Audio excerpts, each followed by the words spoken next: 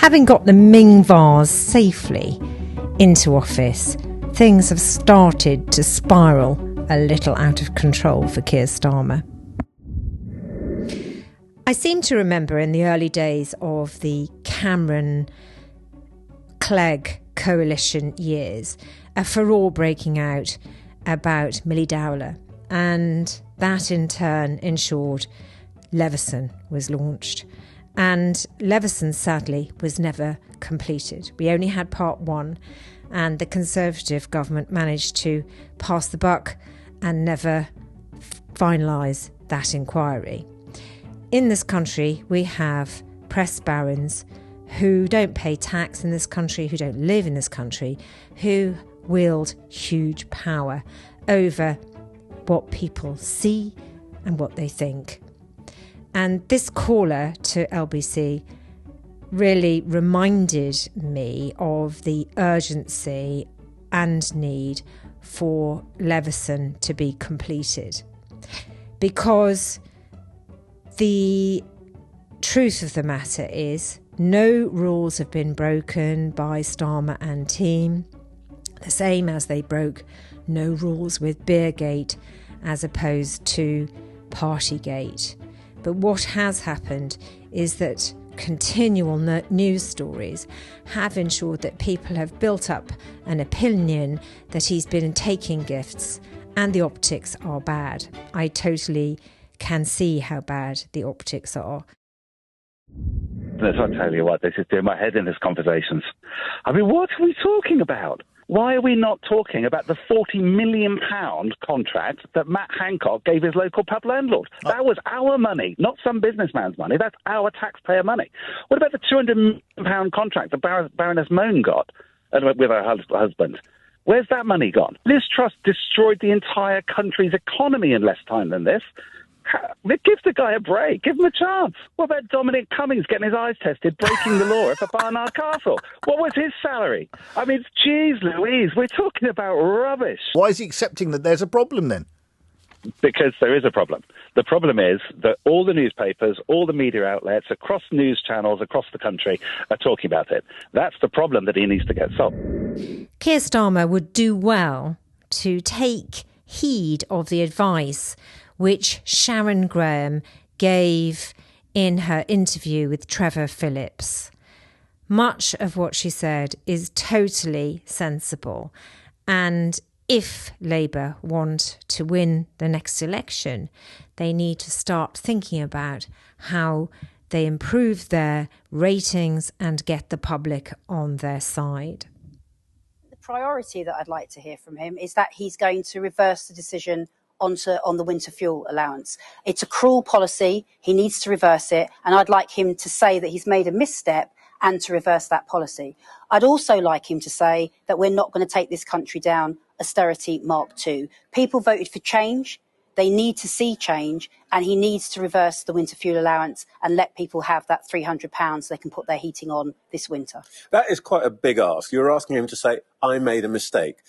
Party leaders don't do that. Well, look, sometimes people do make mistakes. Leaders, I think, should do that. The reality here is it is a misstep. You've got a situation where the poorest in our society, the first thing that Labour does is take away the winter fuel allowance from the poorest in our society, whilst they leave the most wealthiest people pretty much untouched. The top 50 families in Britain, the most wealthiest families in Britain, are worth £500 billion.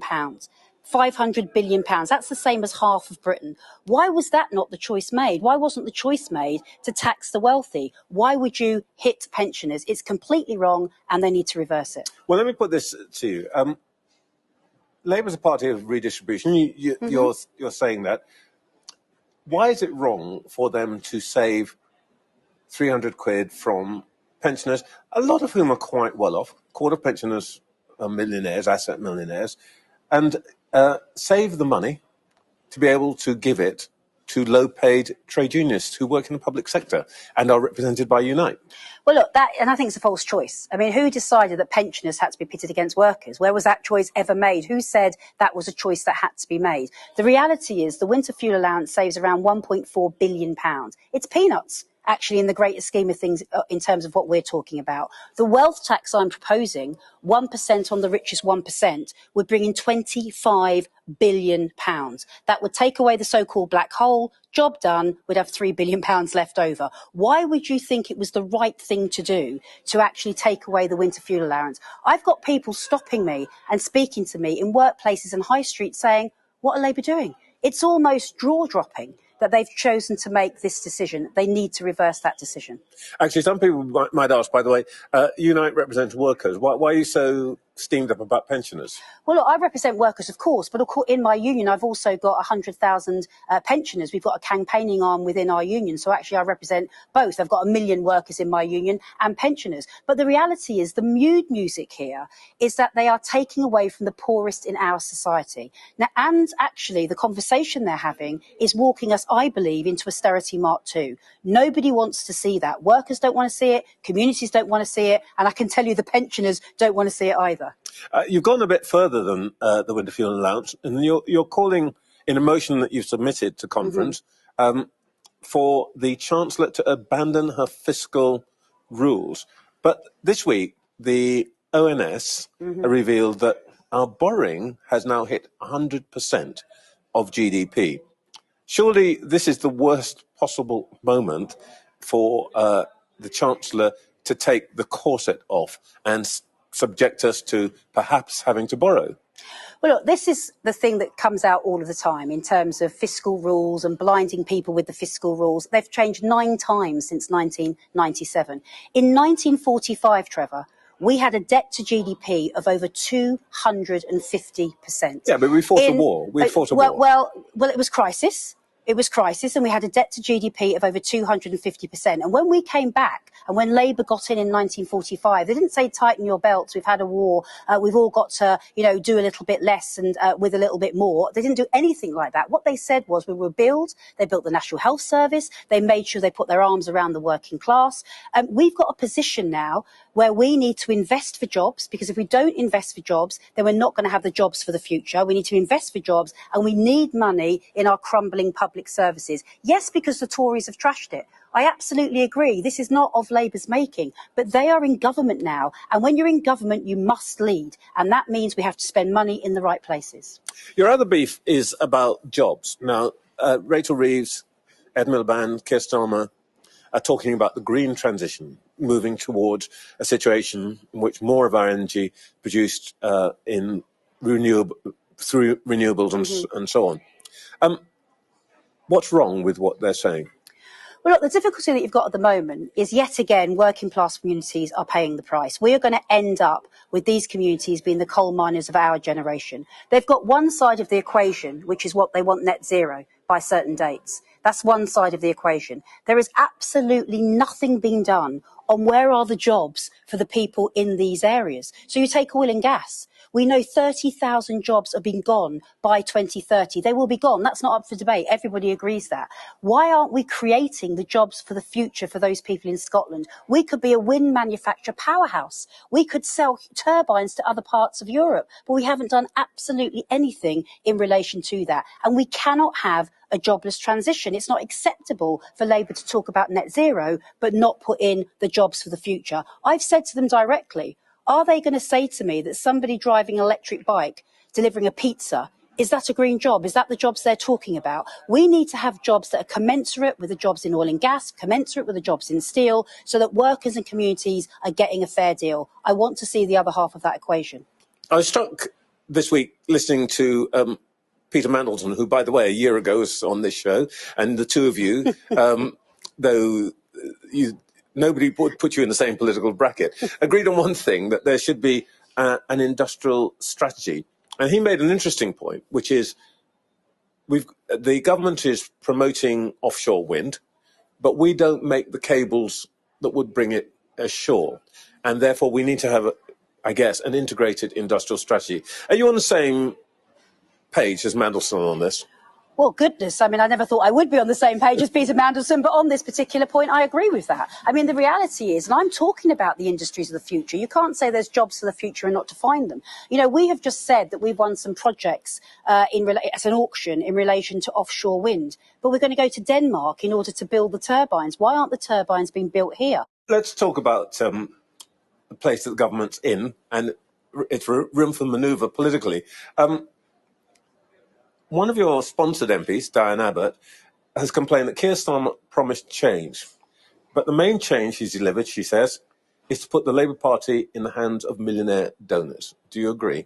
Well, look, I think that Britain is better under a Labour government. I absolutely do think that. And I still think that. I think we are better under a Labour government. And let's not forget what we've just come out of. The reason we are in this situation is we've had 14 years of austerity. We've had 14 years of trashing public services. So let's not let the Tories off. I mean, this is their mess. But the thing when you come into leadership is that you need to clean up the mess. And you can't say to everyday people who paid for the 2008 crash, the financial crash that was not of their making, but they paid for it while bankers' bonuses have been given back.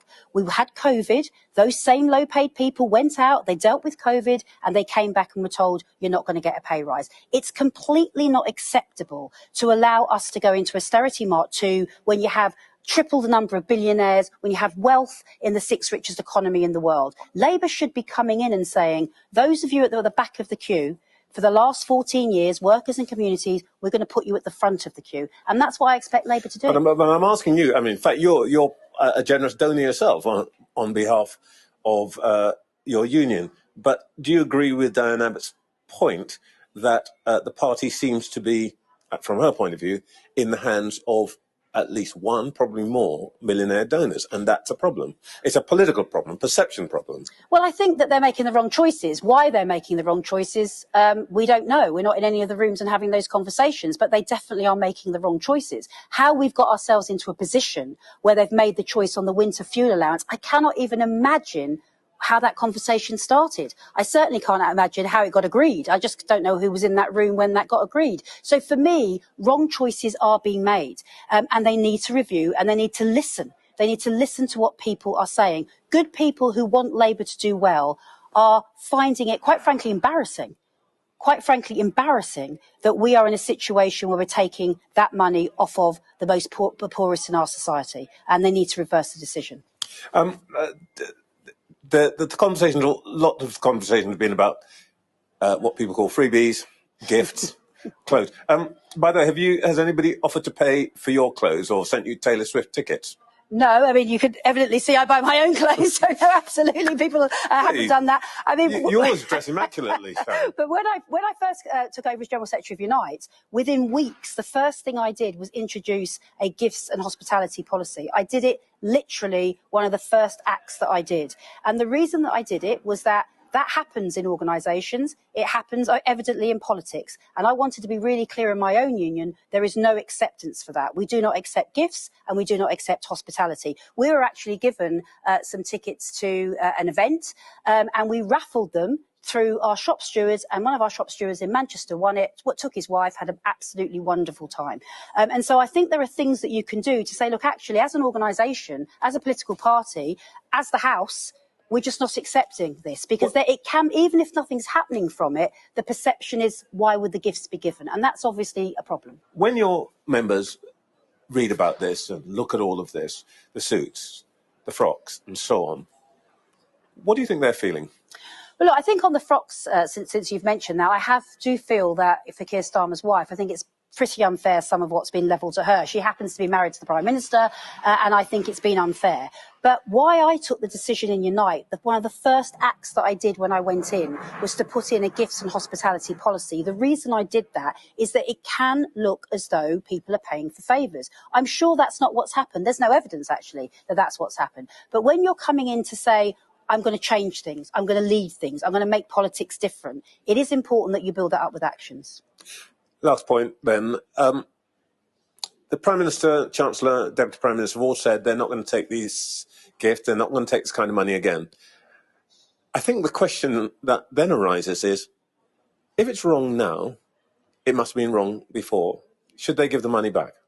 Well, look, I think the issue was that, I mean, that's the matter for them, but I think the issue was, is this seems to be something that goes on in politics. It's the first I'd heard of it, actually. I've never been offered any of these things, nor would I take it. I mean, the reality is it seems to be what's going on. But I think a break should be put on that. There's such distrust with politics. People look at it and think, actually, it's murky.